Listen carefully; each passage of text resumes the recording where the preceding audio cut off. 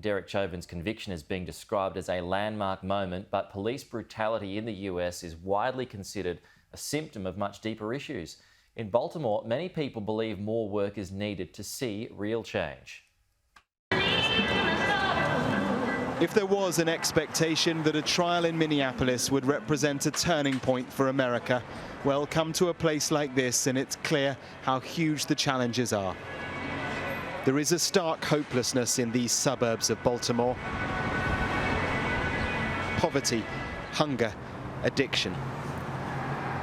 And a history of confrontations with the police where the suspect ends up dead.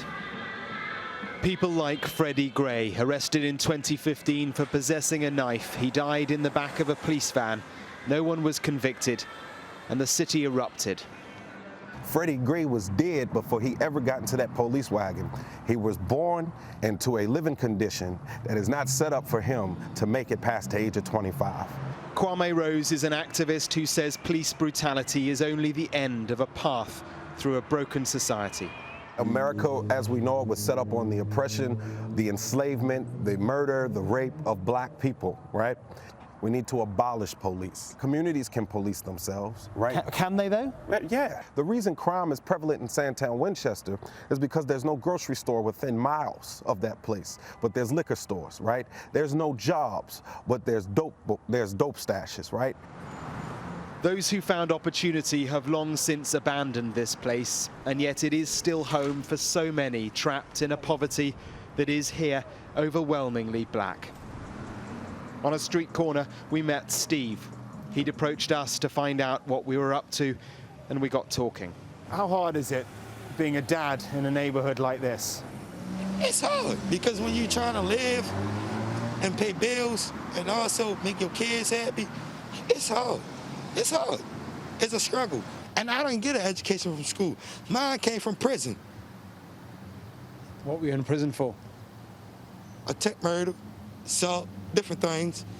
I've been home almost 15 years. I'm still home. I'm a good person. Keep coming. Keep coming. That's good. Right there.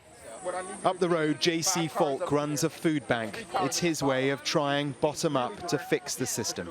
I spent 30 years of my life trying to end racism, and it's miserable. It's a miserable life, because I would never ended racism. And so now I've shifted my view, and I'm trying to end the things that fuel racism, that fuel oppression and marginalization of people. One is food. If I can give somebody food that's hungry, then I take away one of the pillars that give racism power. My brother Tyrone West, he was a hard-working man. He was a church man. Tawanda Jones lost her brother in a confrontation with police on these streets back in 2013. Again, no conviction. Instead, it was decided he died from bad health and hot weather during the struggle. It's systemic racism. And until we get to that, till we weed that out, we're going to be back and start. And how do you weed that out? How you weed it out to me is knocking it down, building it back up, unfortunately. It's a revolution, I'm sorry, and I never used to talk like this. I'm always big on reform, changing, but nothing has changed. It's getting worse. Against the wishes of the governor here, the state has gone further than any other in the country in pushing through sweeping police reforms. It is a moment, certainly, accountability for the police, but it is also so clear that this goes well beyond police brutality. Walk these streets, spend time with the people here, and it's clear this land of opportunity is cruelly selective.